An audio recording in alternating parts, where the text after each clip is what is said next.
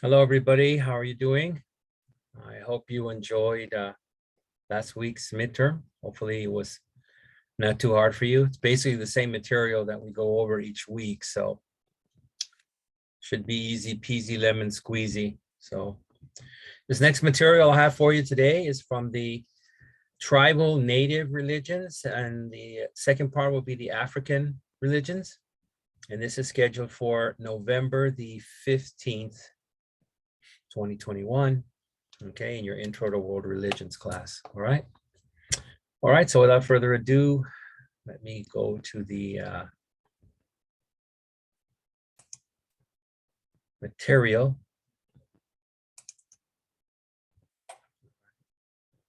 Well, let me minimize myself. I get carried away. I know you don't want to see me, so you know what I look like.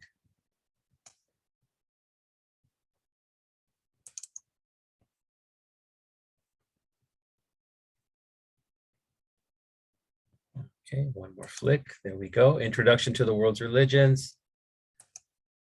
And I'll let you peek at it really quick. Okay. Because I told you it's for, the important thing you know is it's for November the 15th. Okay. All right. Ready for that material? I hope so. Okay, let me start it off. Tribal, Native American, and African faiths. So let me get into that very first word, tribal,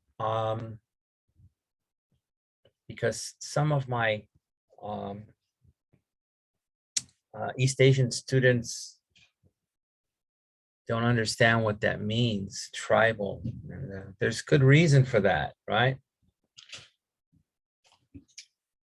The reason is that if you've seen any kind of American movies with what we call American Indians, you know, they like to call themselves natives because they were there originally, didn't come from, let's say, a European country like a lot of people have. So even though they were there first, they're groups of different people. They're all not one. You know, if you say there's one American Indian, that's not true. There's a Mohawks, there's Navajos, there's Apache, Cherokee, even just here in the state of California, you know, there was different groups of Indian people. So since they're not from the same race and don't speak the same language, they've divided themselves in what are called tribes. Okay, and that's what tribal means. We can't just say Native American, you know, because there's different groups.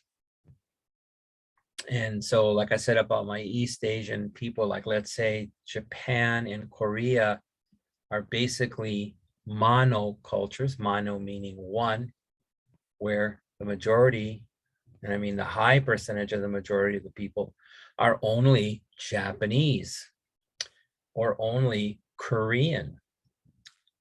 So China itself, I think, has 56 what they call it different. They call them minority groups. And they're different. They're not the majority Han Chinese. So that's why we're using the word tribal. Okay. All right. So the spans, which means the widths or the sizes, and they're meaning a wide span. The American and African continents are so vast. See, vast is a very large area, that it is impossible to generalize about their specific religions. So again, different people, different languages. So they're going to have different religions, different ways of doing things. One thing they have in common is that they are both tribal faiths. So African faith and the Native American faith are tribal. And that's the same way in Africa.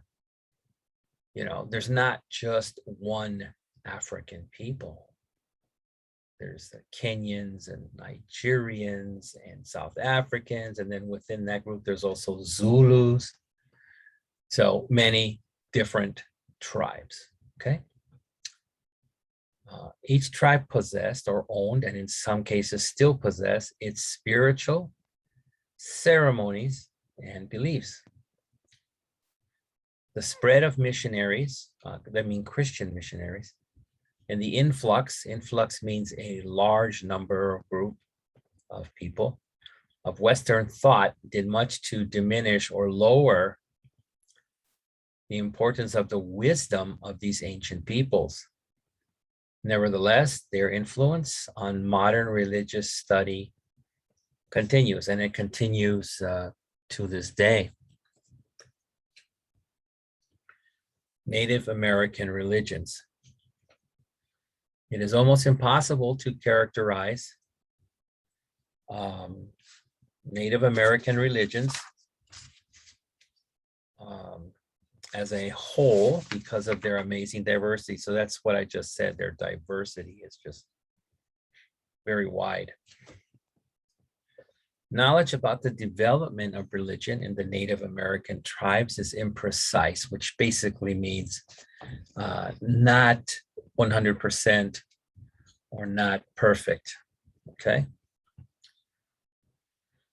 In fact, the word religion had no equivalent or same meaning in any of the 300 Native American languages that existed at the time Columbus arrived on the continent. So if you've got 300 Native American language, that means you've got 300 different Native American people, right?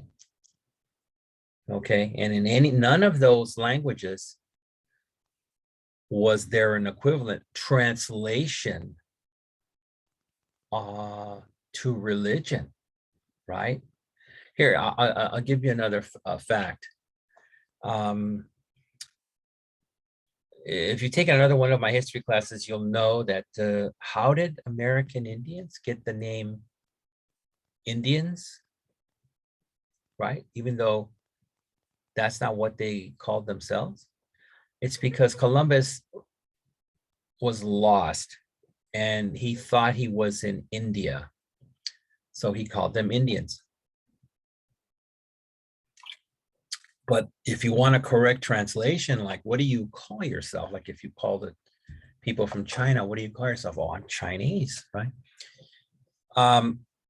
There was no translation for religion. And then what the tribal people or Native American people called themselves was people. They just called themselves people.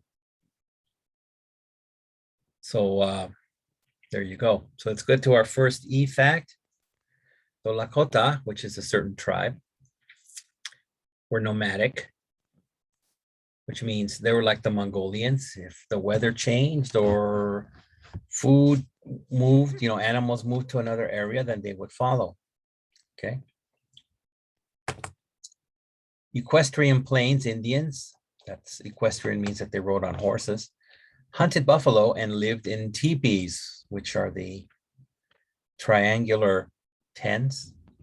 They became famous for destroying Custer's forces. Custer was a general in the American Army at the Battle of the Little Bighorn in 1876.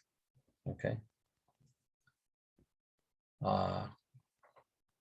They followed the 7 sacred rites, the Sweat Lodge, which we'll get into, the Vision Quest, Ghost Keeping, the Sundance, the Making of Relatives, Puberty Ceremony. Puberty is when you stop being a boy and develop into a young man, and Throwing the Ball. With the exception of throwing the ball, which has been replaced by a practice known as Uwibi, all are still in worship. Their origins have been traced back some 60,000 years, but there is little in the way of early written material to provide reliable data, and that's because, like in a lot of African countries, original people kept a tradition orally.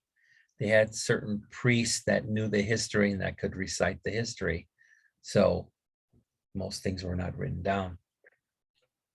Various teachings, ways of life, and stories were passed on orally, like I said, with all the drawbacks that are inherent or that belong in that form of communication, becoming tainted, which means kind of like a little incorrect, not 100% correct, because you're working on memory, and more unreliable for each telling. So what they're trying to say there is maybe if you had the original people that were actually there and were doing it orally, they were an actual witness. But as generations go by, other people were not there, don't remember certain things, were not present. So the story can be a little different each generation. There are common elements though. Religions, used here in the sense that immigrant Christians and Roman Catholics knew. Again, that's because there was no word for religion in the tribal phase, were closely related to the natural world, that's nature, which included supernatural and sacred spiritual worship and power. And since they were so old, that's how most peoples all over the world were first before they got Christianity or Islam or Judaism, even Buddhism. People worshipped nature. So in Japan, you had the old Shintoism where people worshiped the rock or Mount Fuji or you name it, right? Before real organized religion came in. Okay, the influence of outside forces.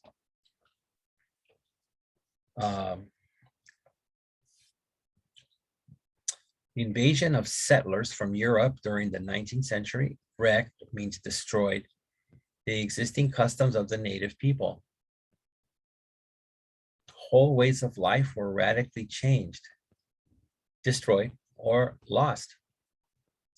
For instance, during the gold rush days in California, in spite of the treaties, which are kind of like documents, contracts made between American government and the tribal people, made by the federal government, providing clearly defined reservations, the miners would hold, and these are the miners, Sunday shoots where crowds of whites would attack Indian villages and kill as many people as they could. Entire tribes were massacred, which means all were killed. Okay. So I think it's time for my first question.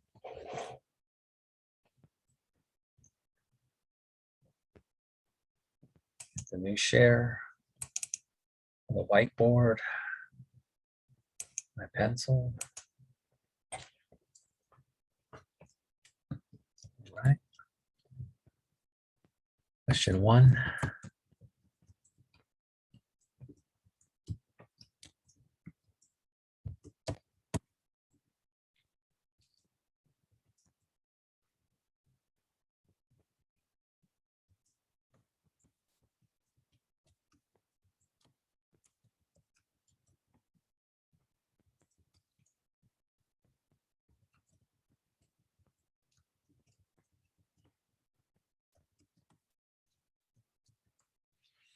Let me see if I can make this a twosie. Shouldn't be too hard. Uh-oh. Did I wait too long here? Napa. There we go. Okay. How far can the origins, which means the beginnings of Native American religions, be traced? So go ahead, have at it. I'll give you a few on that.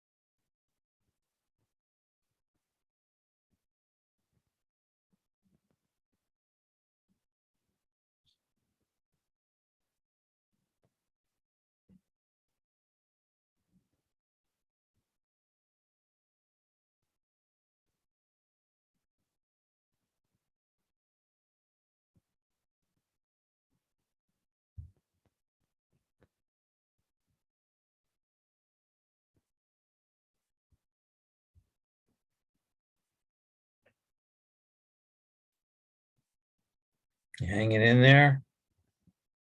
Give you a little minute more. Should be easy. The answer, I'm only looking for a number, so if that helps you.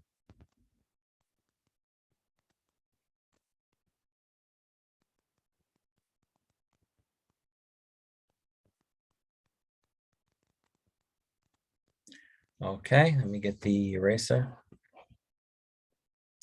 Okay, again, repeating the question, how far can the origins of Native American religions be traced? So give me the number. Right. Okay, back to the material. We read down to here. We proceed.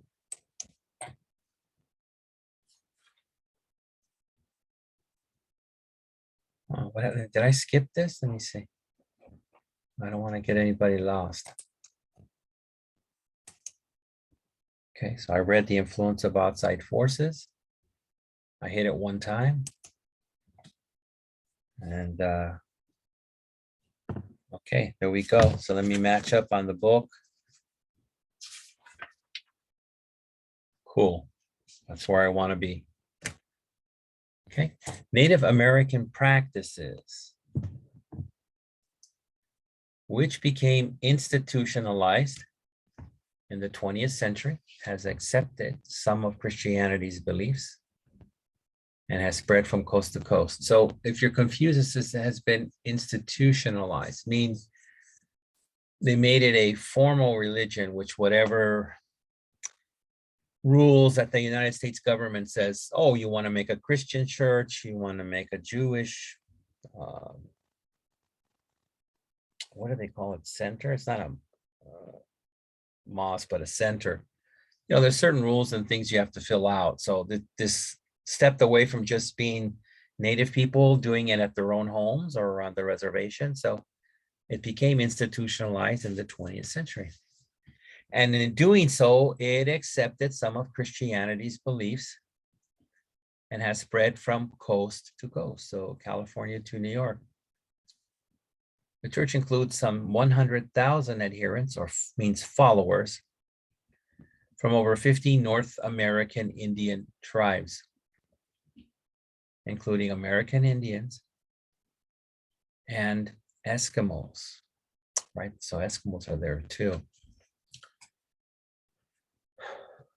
In some instances, traditional languages have been incorporated into Christian worship. So if they have a Christian procedure,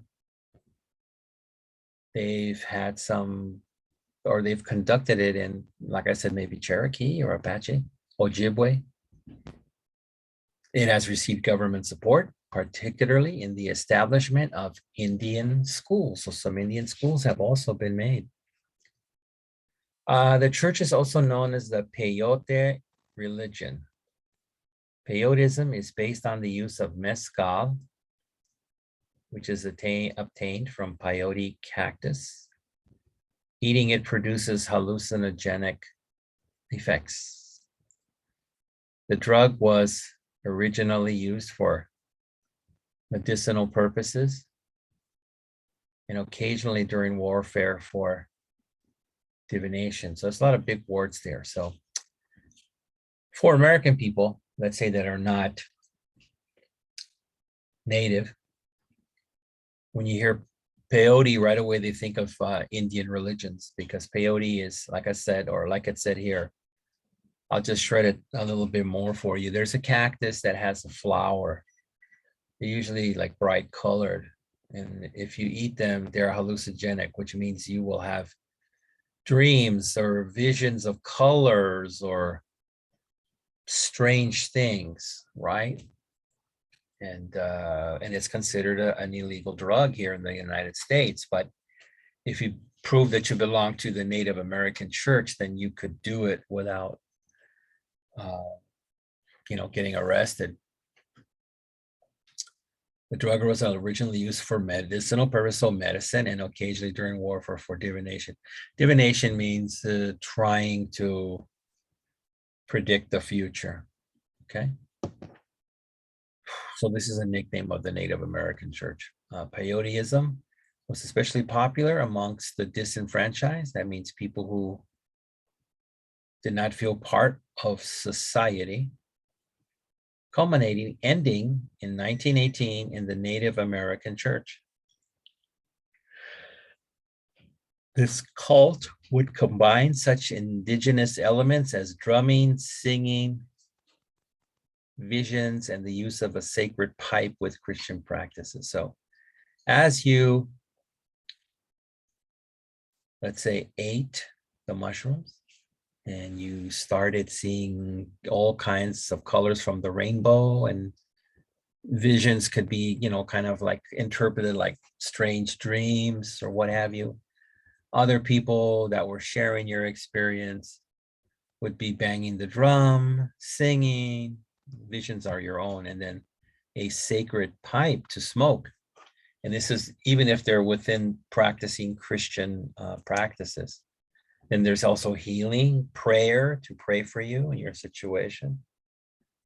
And the chewing and sacramental eating of the non-narcotic hallucinogenic buds. Buds are the flower button before it opens. Okay, so there are these small little buttons, and the peyote plant itself in Saturday all-night rites. The rites occurred around an earthen altar and sacred fire in a peyote house or teepee, followed by a communal breakfast on Sunday morning, which means everybody had a breakfast on Sunday morning to assist with the effects. It can be quite draining of eating those drugs, and then your mind slips into various dreams and hallucinations. And for what I understand, you spend many hours doing that through the night, and people are singing and dancing. You can be quite tired the next day. Okay, says the church's ethics include brotherly love. This is what they believe in, their ethics. Family care and support, and the avoidance of alcohol. Very different than the West. West is, alcohol's okay. It's legal. Just got to be, I forget now, is it 18 or 21? Since I'm 22, right? I have to remember. Peyote produces visions during these trance states. So you get almost like in a trance, which means like you have no control over your mind, which were part of a ghost dance. Songs were sung, and the person in the trance might have a vision of an eagle or crow guiding her to the world of the dead. So these visions also include animals a lot of the times, and animals being your guide and taking you to secret places. Part of the ghost dance provided information about the traditional culture the individual sought to retrieve. So what they're saying here is maybe you were not raised, you were a tribal person, but you were not raised strongly in the faith. Maybe you couldn't speak your parents' language, and you were very American and didn't know a lot of the true Indian customs, just a few. So they were looking to gain information in this trance, more about their ancestors and what they should be knowing or learning about native lifestyle. And then it says, aside from peyote's purported, which means, reported hallucinogenic, like in dreaming, visions, powers, was its ability to bring peace and healing. That's another thing. It made people, and that's a big argument for people that support this. They say, American people or Western people, a lot of people, men will drink and then will get violent. But, here with this peyote, it brings people loving each other and being peaceful and healing, even though it's considered illegal drug in the United States. In addition, it was an antidote against alcoholism. Antidote means a cure. They thought it would cure alcoholism, and provided visions of the peyote spirit, then understood as Jesus. The false labeling of peyote as a narcotic led to its being banned by tribal councils, missionaries, and the government, like I told you. Peyote was used extensively throughout many of the tribes. 1977, the Native American Church estimated that there were about 225 adherents, and that means followers. Okay. So that has me at the end of that part, which means I got to ask you a couple of questions again.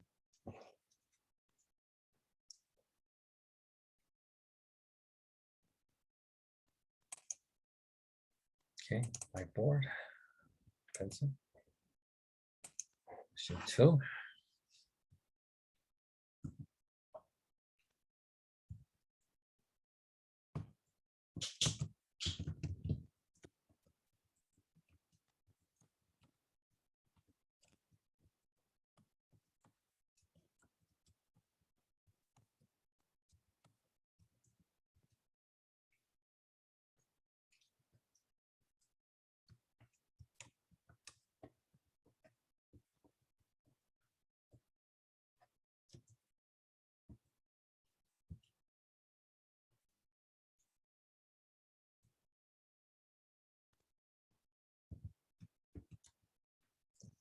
Okay, let me make this 2Z.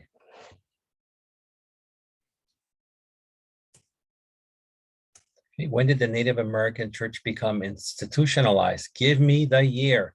See how easy peasy these questions? The first one was give me the number. This one, give me the year, or actually not the year, but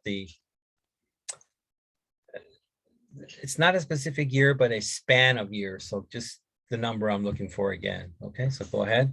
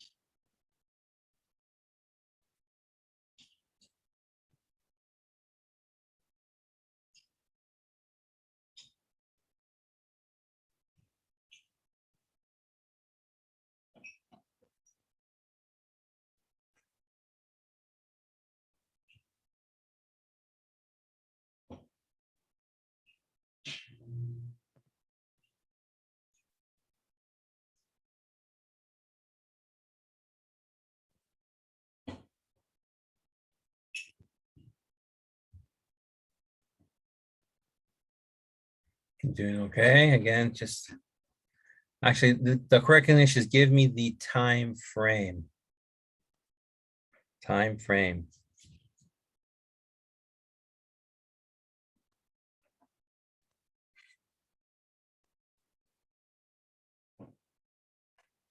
All right, I'm going to move on to question 3.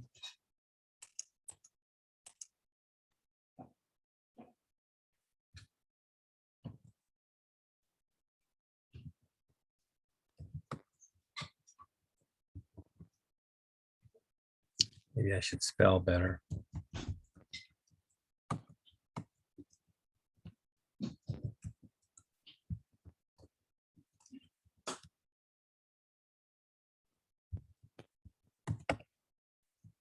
Okay, I should be able to stretch this into a oneer, right?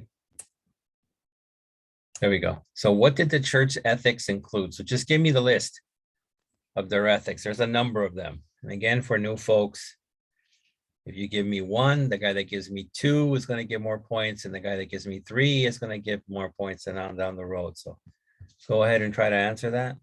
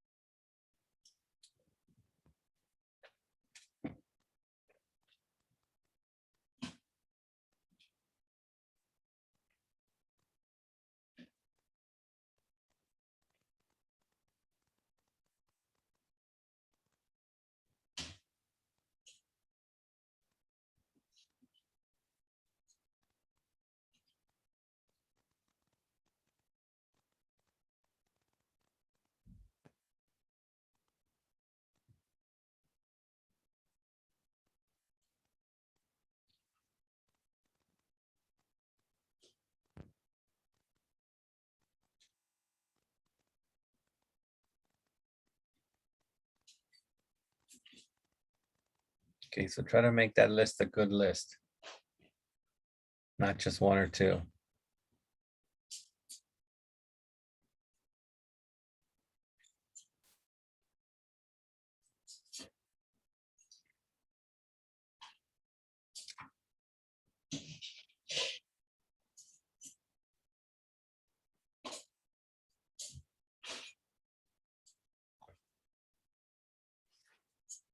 Okay, think you got that? All right, get the eraser. Again, repeating, when did the Native American church become institutionalized? Give me the time frame. 3, what did the church's ethics include? Make me that list. Back to the material. We stopped at 225,000 adherents. All right, so that means we're going to have to move forward. And we're starting the rituals. We mark off that I asked you question 2 and 3. Okay, let's continue. Majority of Native American rituals revolved around the calendar and lunar, which means the moon, and solar, which means the sun, observations. Others were allied or teamed to the various substance needs. For example, hunting and harvesting, which is the growing of farm food. The Native American environment was symbolized by the ritual of the 6 directions: north, south, east, west, the zenith, and the nadir. The zenith was the grandfather day. Sky is represented by the father sun and the thunderbirds. The nadir is mother or grandmother earth. Grandmother moon was female. She was female. Interesting stuff. The Navajo live on the Navajo Nation. Again, this is a tribe, a reservation in northern Arizona and New Mexico. They believe in powerful, holy people with whom they can live harmoniously.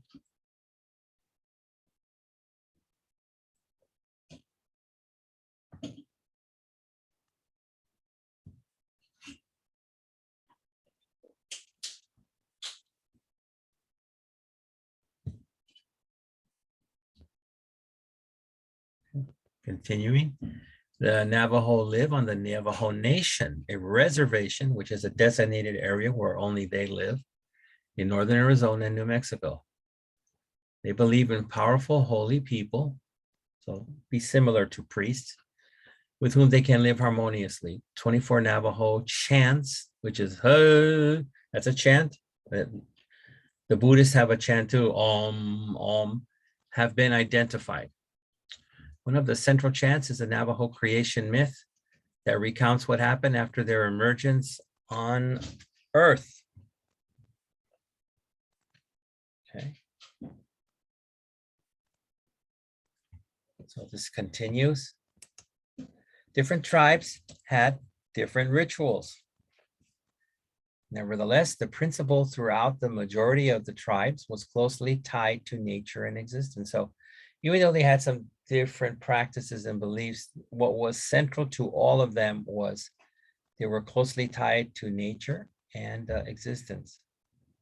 For instance, the spirits and powers of mountains, springs, lakes, clouds, flora, and fauna, which is like flowers and plants, were seen as sacred, where a lot of Western people have not. I mean, look what they do in Brazil. And in Northern America, they cut down all these trees to make paper or to do what have you. So if you hear a sound, I'm turning on the air con. It's getting hot here in this room. Okay, the sweat lodge is when you go inside the teepee. I think it's usually segregated. Men do it at one time. Women can do it at a different time. You're almost naked and you're trying to sweat out the impurities of your body, induce a vision. Fasting, which means no eating. and the sun dance were all part of the Native American rituals. Sweat lodge, how it's going to go into it for you, is a structure made from saplings, which are small baby trees, and covered by animal skins that generally generates moist air like a sauna. That's why you sweat a lot. There is a depression dug in the center of the lodge where hot rocks are placed. Water is thrown over the rocks, creating steam. Sweat lodges vary in size. Some can hold as many as 12 people. The purpose is for purification or spiritual renewal. Okay.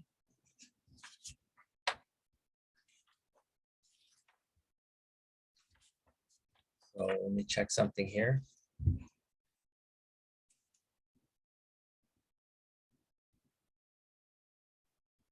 All right, so I have to go back a previous. All right. So I've got some questions for you here. Trying to split these up evenly, 5 questions for the native phase and 5 questions for the African, which we're going to get into very shortly.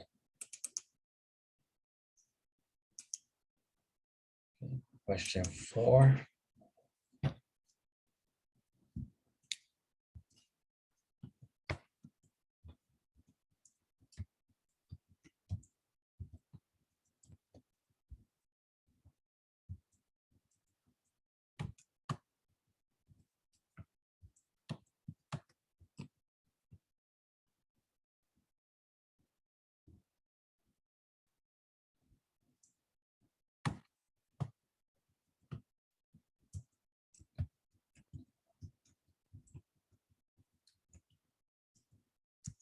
Okay, I'm going to try to make this a 2Z. There we go. What did the majority or most of Native American rituals revolve around? What was central, okay, to these rituals? So let me give you a bit to answer that.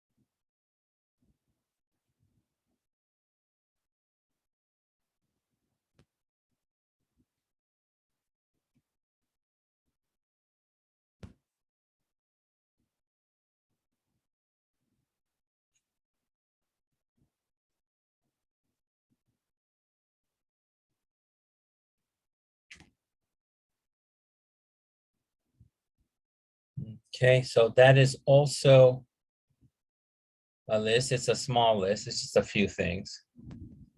So go ahead.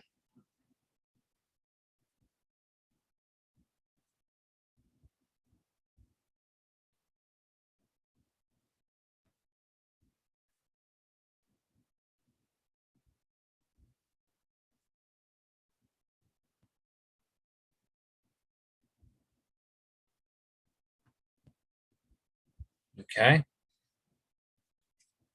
We move on to question 5.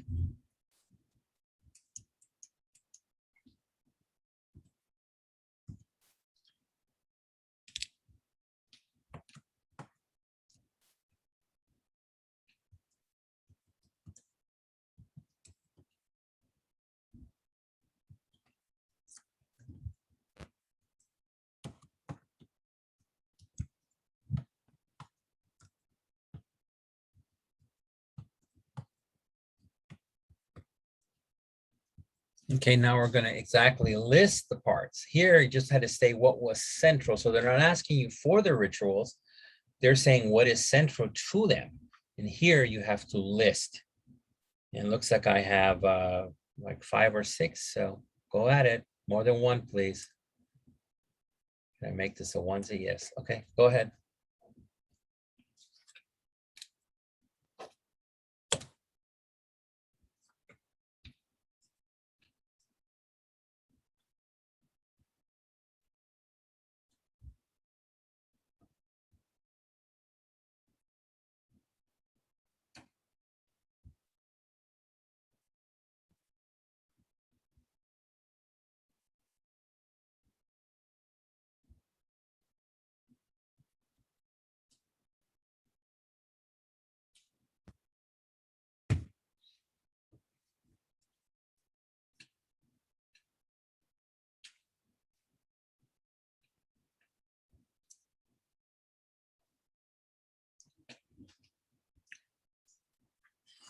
Okay, make that list.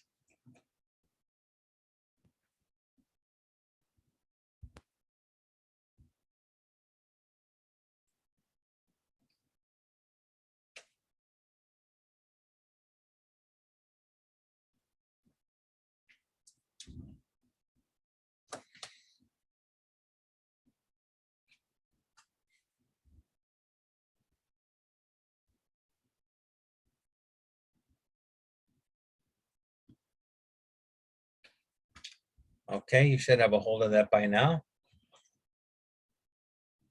Repeating. Oh, I got to get the eraser. Okay, repeating. What did the majority of Native American rituals revolve around? So what was central to them? Erase 5. List the parts of Native American rituals. So list them. Okay, the things that were done. Okay. Erased. Okay. Back to the material. This is where we ended. The purpose is for purification or spiritual renewal.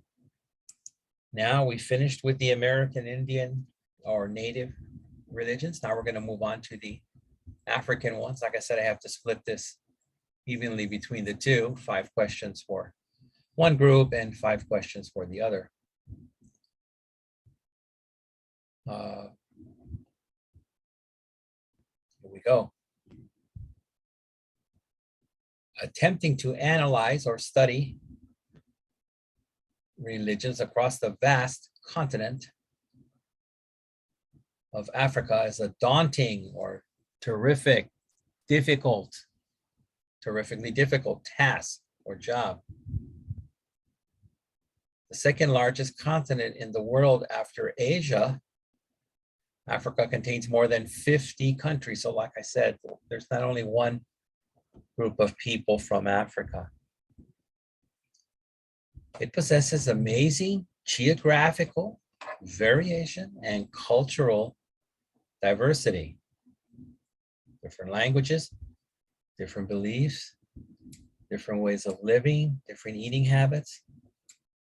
Each of its countries has its own history, ethnic group, and language.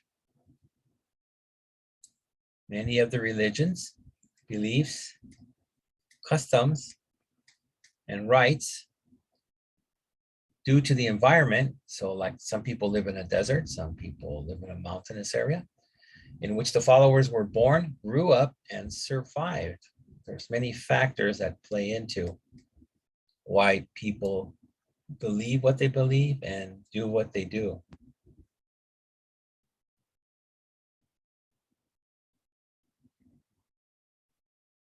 There is no single body of religious dogma, dogmas like the book or the rules, or the continent.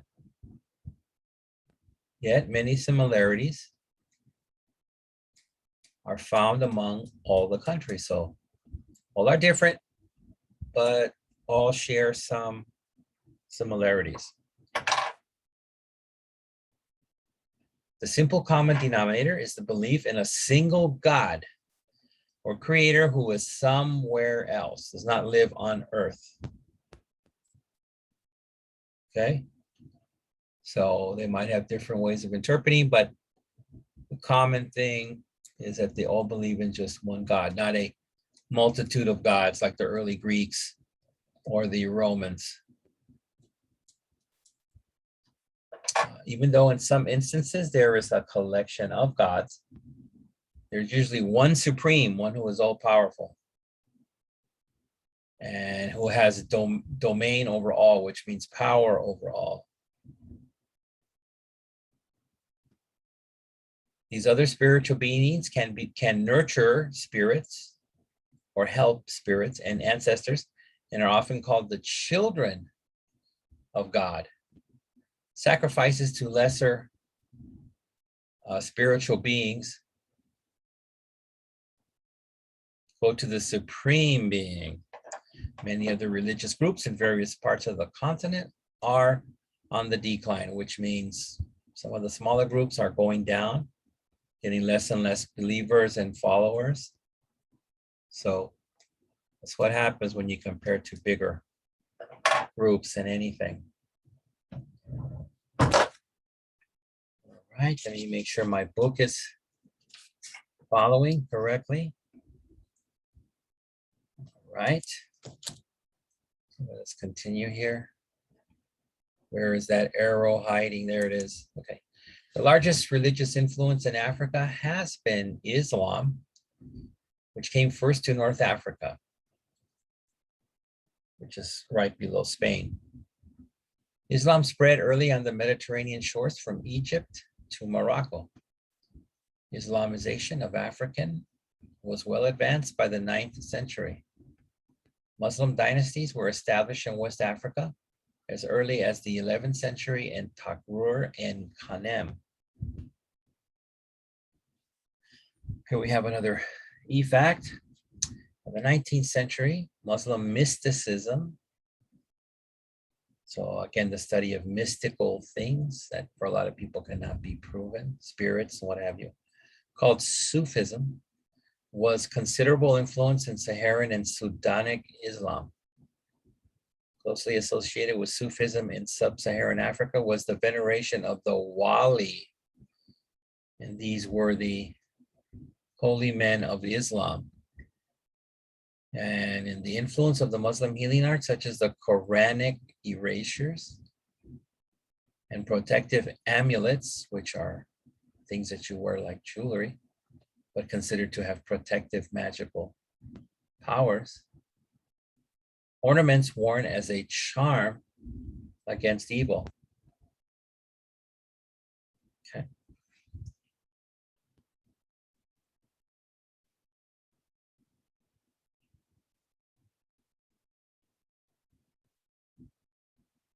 Right, let me see where we're headed here. Okay, the Arabs then brought the faith into the Sahara desert area, where it was embraced or accepted by many Western Africans.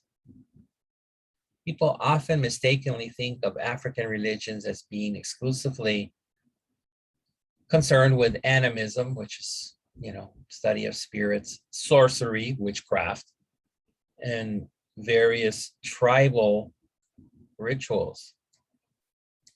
First one is to consider that Africa is virtually divided in two at the Sahara Desert.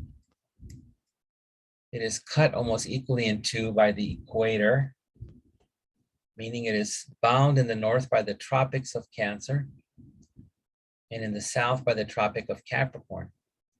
Islam took hold in the north. Christianity at one time was in the Sudan, and it's still active in Ethiopia, where if you didn't know, they're supposed to be holding something very special to the Christians, the Ark of the Covenant, and which is the only African kingdom with a Christian state church. Christian missionaries have spread throughout most of the areas of South Sahara.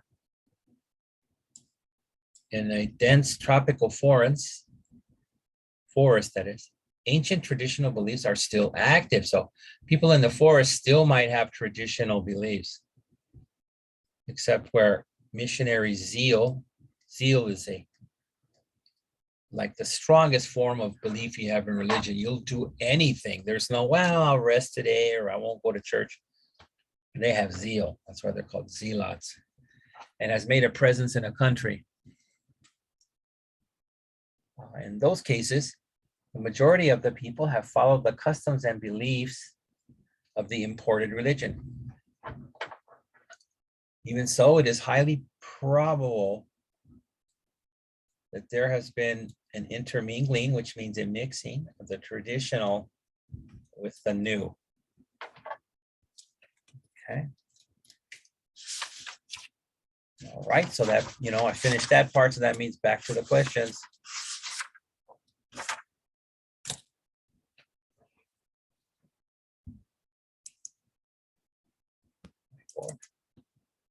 Pencil. So we're moving on to question 6. So I'm trying to keep these questions easy peasy.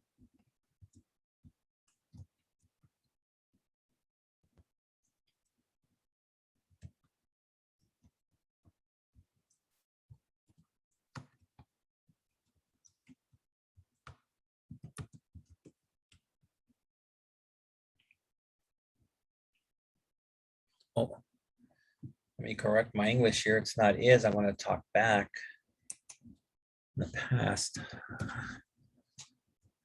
Okay. I catch myself. Oops. I'm doing the wrong question. Bad boy.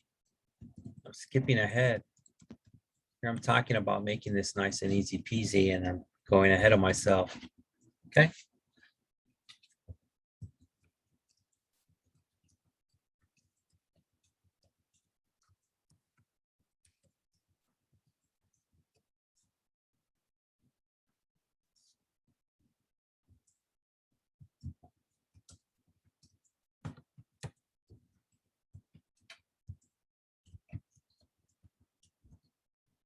Okay, I should be able to scrunch this. Scrunching time. Good deal. Okay, what is the single common denominator among the African religions? So what is the one thing that a lot of their stuff can be different, but they all have one thing that is the same? So go ahead on that.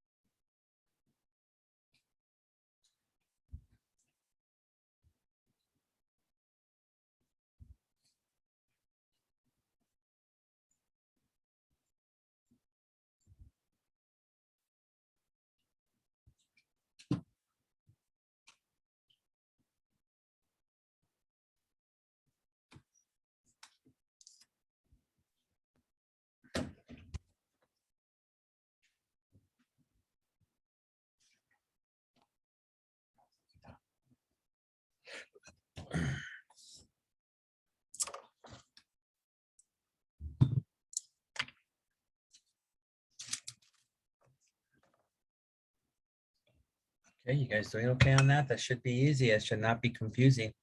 I went over that extensively. Okay, let me turn off this fan now. I'm nice and cool. It's not summertime anymore, even though my room gets too hot.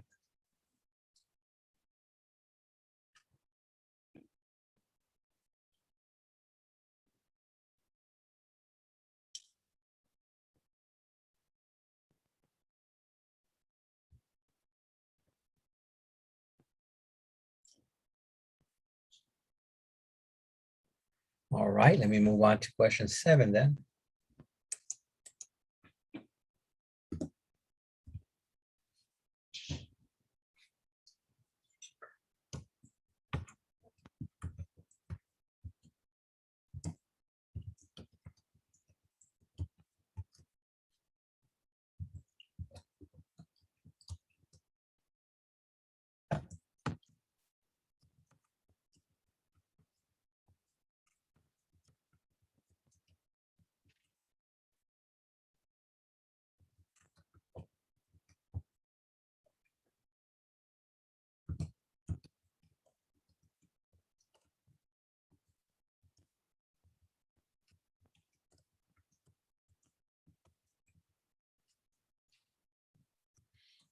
Okay, let me stretch this first.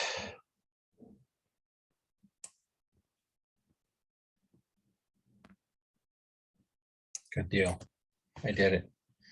All right. What do people often mistake African religions being exclusively concerned with? So if this kind of English sounds strange to you, what I'm trying to say here is what do people, and it's mistaken, but what do they think that African religions mostly concentrate on, right? So it's kind of like, I'll give you a silly one. I'm just trying to drive the definition home of what I want from you.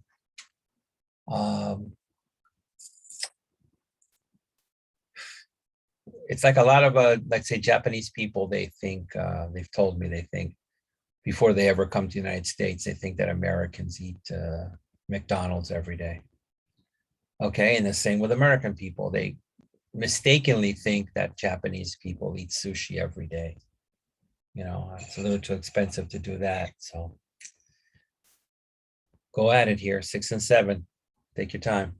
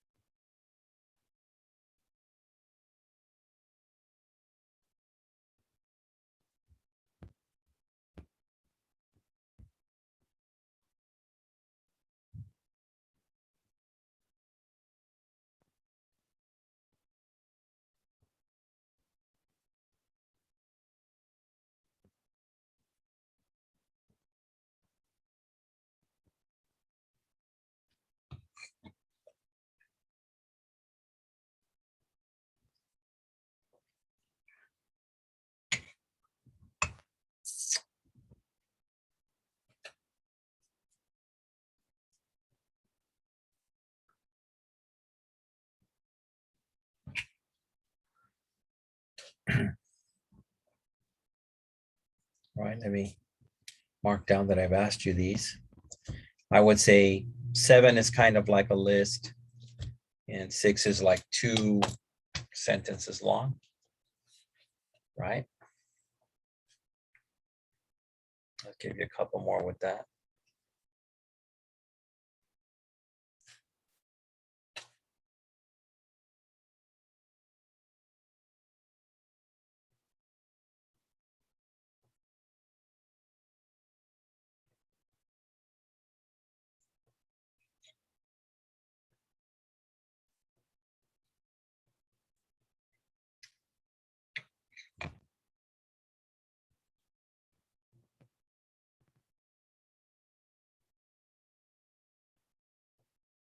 All right, so let me go for the eraser then. Repeating, what is the single common denominator among the African religions? 7, what do people often mistake African religions being exclusively concerned with? So don't be funny and say, oh, they just want to go sing on America's Got Talent. Is that what you're talking about? No, not at all. Okay.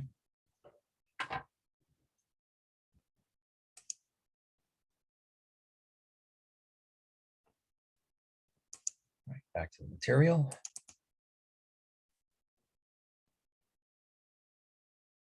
All right, so we stopped here. Now we'll get into the central beliefs of African religions. That's important. Common ground means what they share in common among African religions include a cosmos, which is a universe that is populated by divine beings, the existence of sacred places and spaces. For instance, a mountain that a god or a sacred spirit inhabits or lives in. A notion that males and females are both parts of the cosmic scheme and the idea that society was organized around the values and traditions from early beginnings.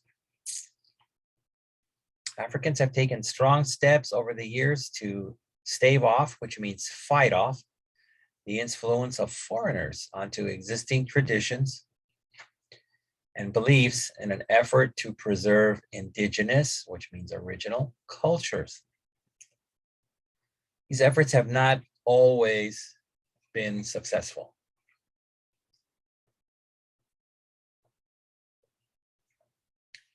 Many scholars believe that the African countries that have remained most stable into the 21st century are those that retain their traditional ways of life and religions. African religions don't have a dogma consisting of strict religious laws to follow. Their entire philosophy is directed to nurturing or supporting a proper relationship with the divine or holy, and how the divine relates to the earth, life, and community.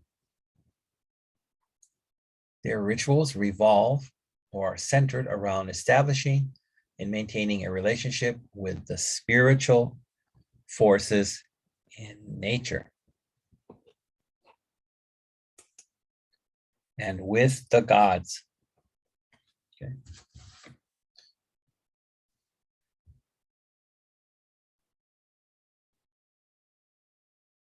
Right. And with the gods. Their relationship is accomplished through prayers, offerings, and sacrifices made to shrines and altars. Now we get into an EE question with some information.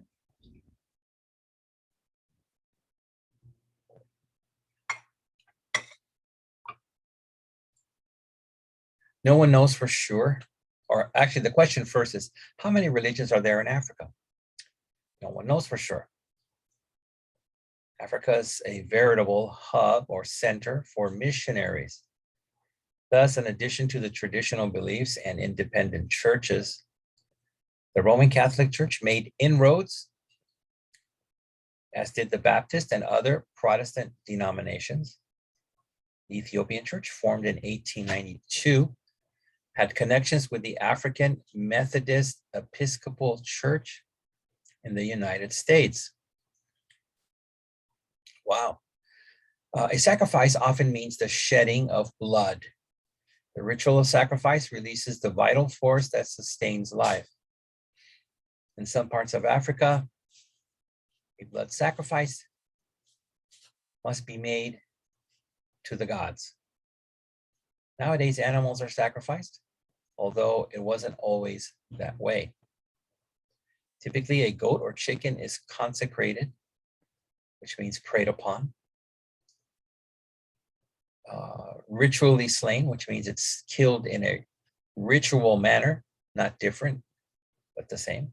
And then either burnt or buried. It's never eaten as a meal by the devotees. The purpose of many sacrifices is to assuage, which is a high-level word for measure, the wrath or temper of the gods, which can be exhibited by drought, pestilence, epidemic, famine, or other dire happenings, which means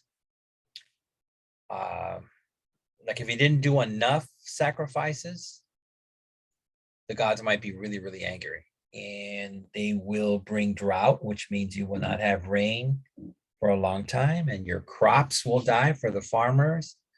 Pestilence, if you remember a story in the Bible about giant locusts tearing through many places and eating the harvest.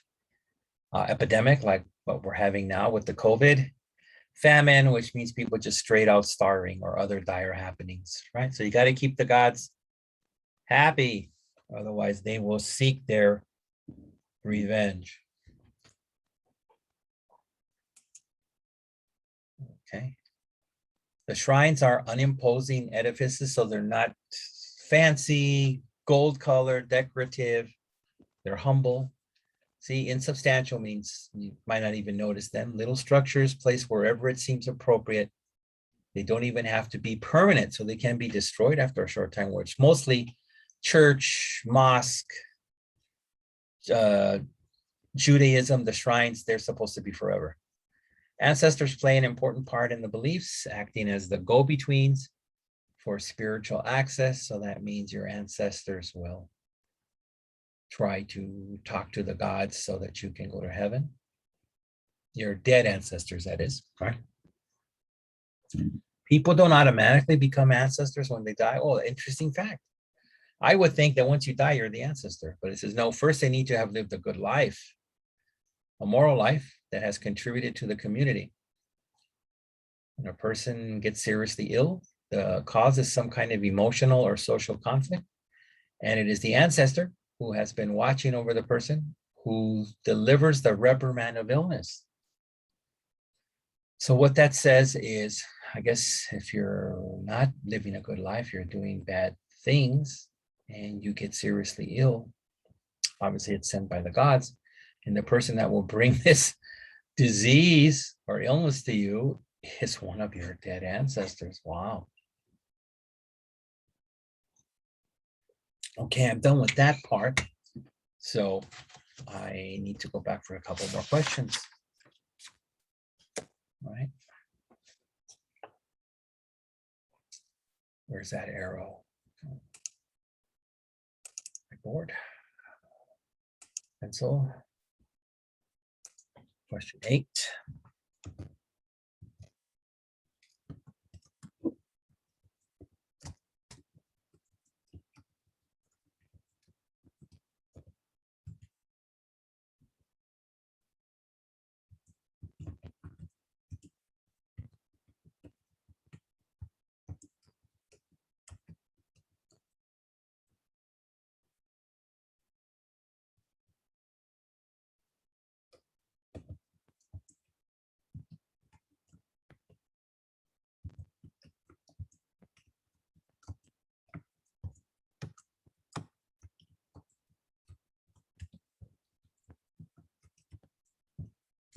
Okay, let me see how much I can stretch this. It looks pretty good as a 3Z, but let me take a chance.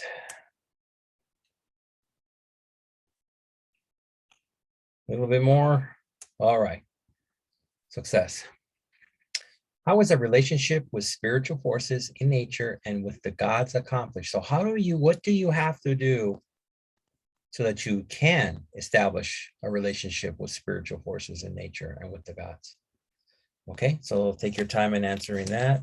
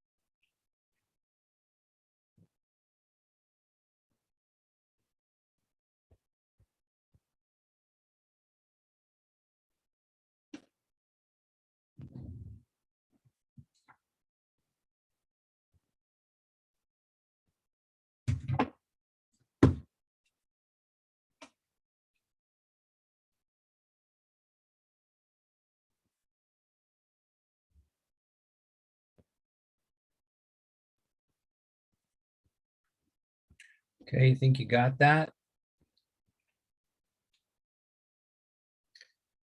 All right, let me proceed with question 9 then.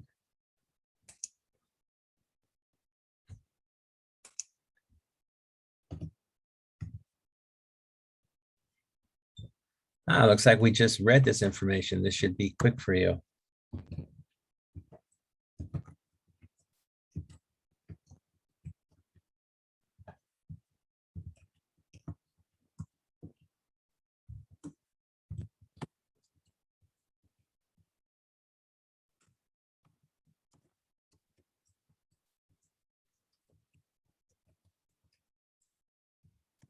Okay, squeezy time.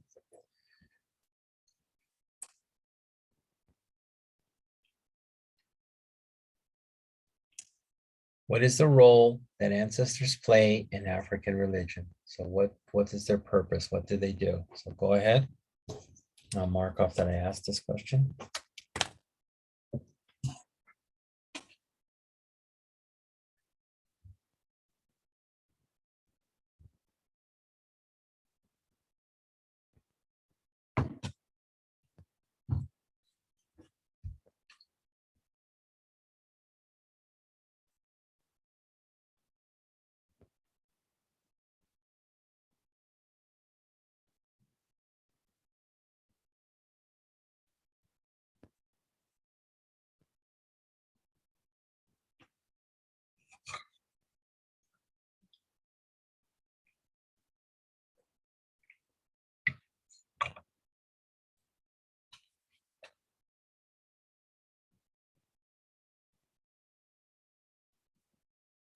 Okay, like I said, that should not take you a long time. We just covered that.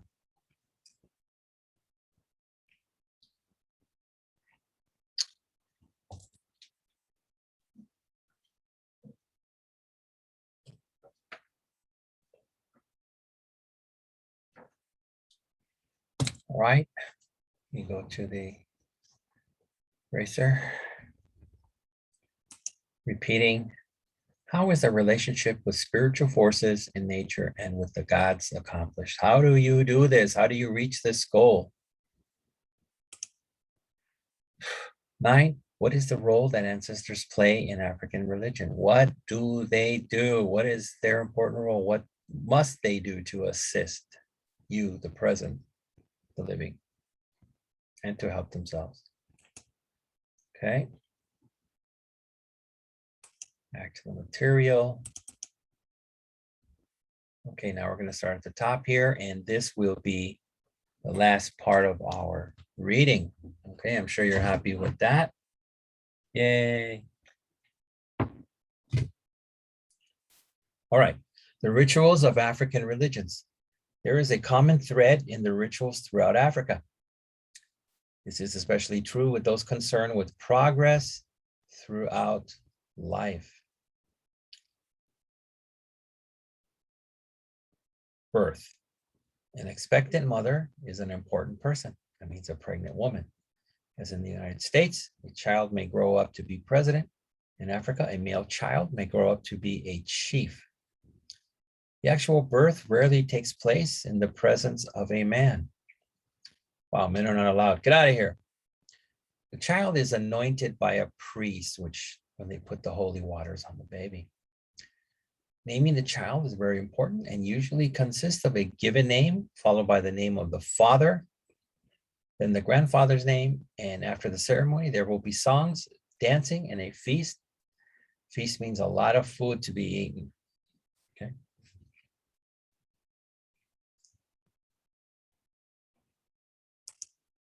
Puberty. Again, puberty is like, I don't know, for boys 13 or 14, where their voice changes and they start to become an adult. Both circumcisions and clitoridectomies, which I won't go into those, you can use your dictionaries on the phone to find out what those are. It's not important that I describe those here. So both circumcisions and clitoridectomies are performed. The justification for what some people call genital mutilation is that is an important means of establishing gender. There should be no indication of androgyny. Androgyny is a state where people are not sure, is it a boy or is it a girl? They want to be 100% visible that one is a boy and one is a girl. Boys often have their faces painted in preparation for the coming of age rite of circumcision. Next, marriage. A woman who is to be married is very powerful. For one, she may give birth to a warrior or chief. In some areas, after the wedding has been planned, the groom's family must move to the bride's village. Gifts will be exchanged, and in some cultures, an offering is made to the gods. Sometimes a sacrifice will be made too, where they might kill an animal. Okay, look at that. Usually, like, what's the Western way? The woman moves to the man's home. Here, the groom, the man, his family must move to the bride's village. So imagine you're a K-Town person, you marry somebody, and you got to tell your father, I know you and Mom, I've been living in K-Town for a while, but my wife lives in Hollywood, so we got to move to Hollywood. Wow. The actual wedding ceremony will include both families and sometimes the entire village. Not surprisingly, there will be much celebration for several weeks after the consummation of the marriage. That's when the marriage becomes official. There's something that the bride and groom have to do. The couple will continue their celebrations. I think I told you this was the end of the reading. Let's check for sure. Okay, if I want more reading, here we go. And it went black. Okay, so the reading is done. Do you want me to have 2 questions for you or just one to be kind? Should I be kind? I know you're a rough group here. Let's see, get the pencil. Let me see, I'll ask 10. This is question 10. So usually I don't go over 10. So, all right, I'll just do 10.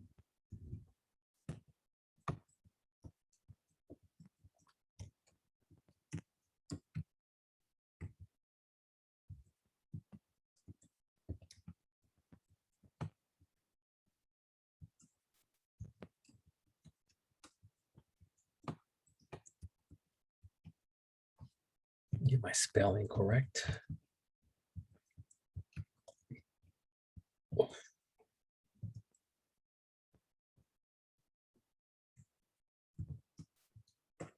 Okay, let me squeezy peasy.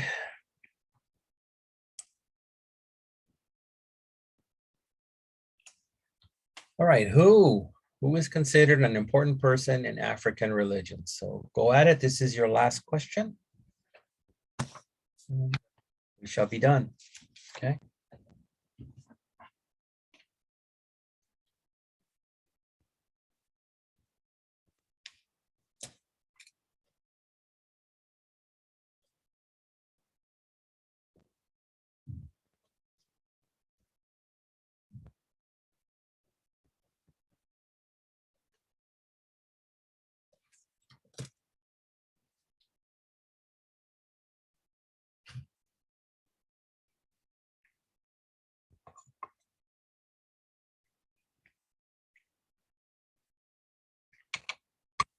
So I don't want to tell you and the funny guy saying, who's considered an important person in African religions? I think the mailman. Isn't the mailman the important person? Or the dog catcher? You know, that's not what I'm talking about.